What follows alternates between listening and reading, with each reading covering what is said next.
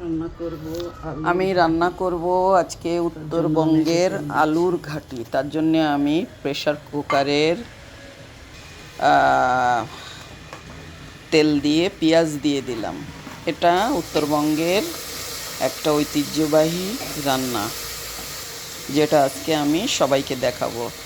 এখন দিলাম আমি গরম মশলা।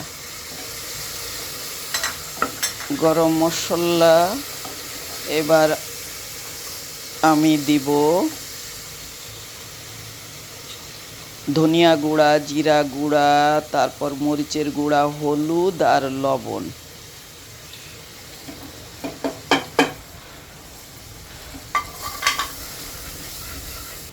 এবার আমি দেব আদা রসুনের পেস্ট। মশলাটাকে ভালো করে আমি ভুনা করে নেব। এবার আমি গরুর মাংস দিয়ে দিলাম। গরুর মাংসটাকে সুন্দর করে নাড়াচাড়া করে আমি ঢেকে দেব। আমি আর একটা মশলা রাখিছি, গোলমরিচ, জয়ফল, জয়ত্রী, এলাচ আর স্টার অ্যানাস। এটা আমি গুঁড়ো করে নামানোর আগে দিব।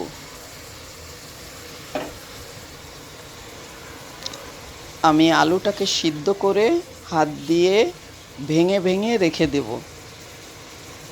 চাপ দিলেই ভেঙে যাবে আলুটা, এরকম একদম সিদ্ধ না, আধা আধা সিদ্ধ করে রাখতে হবে।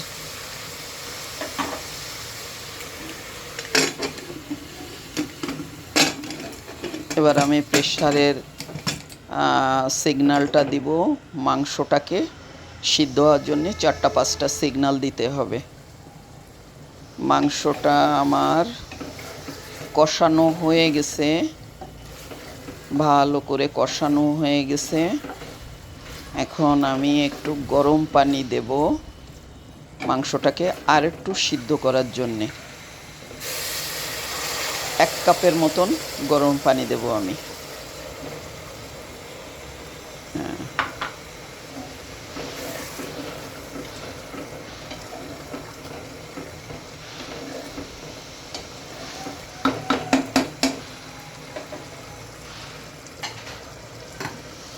মাংসের পানিটা টানার জন্যে আমি অপেক্ষা করব।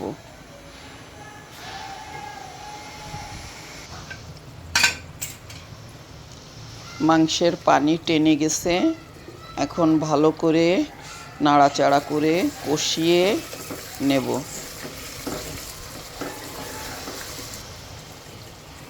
তলায় যাতে না লেগে যায়। এবার আমি আলুটা দিয়ে সুন্দর করে কষাবো। অনেকক্ষণ ধরে আমি কষাবো নাড়াচাড়া করে, যাতে আমার আলুটা তলায় লেগে না যায়। সুন্দর করে কষে নেব অনেকক্ষণ ধরে, যাতে আলুর গন্ধটা চলে যায়।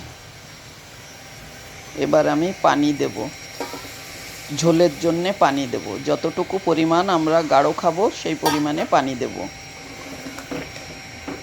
এটা আপনি 3-4 কাপ দিতে পারেন পানি দিয়ে। এবার সুন্দর করে তলায় বারবার আমাকে নেড়ে দিতে হবে, কারণ আলুটা নেড়ে যাবে,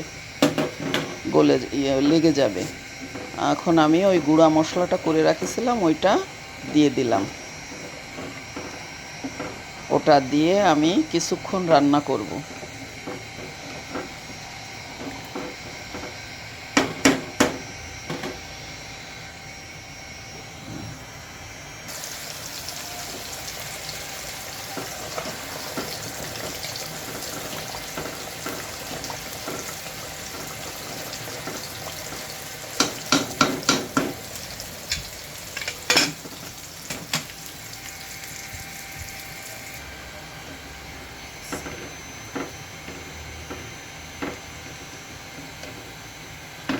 আমার রান্নাটা প্রায় হয়ে গেছে।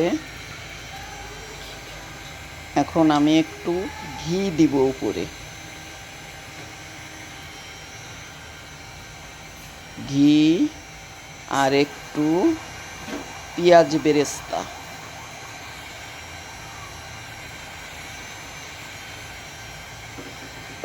পেঁয়াজ বেরেস্তা দিয়ে আপনারা কাঁচামরিচও কয়েকটা দিতে পারেন, তা আমার মনে ছিল না, কাঁচামরিচ দিতে পারিনি।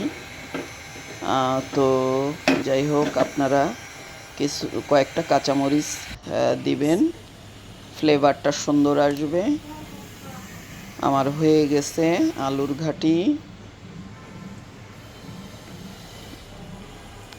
পরিবেশনের পাত্রে ঢেলে দিলাম।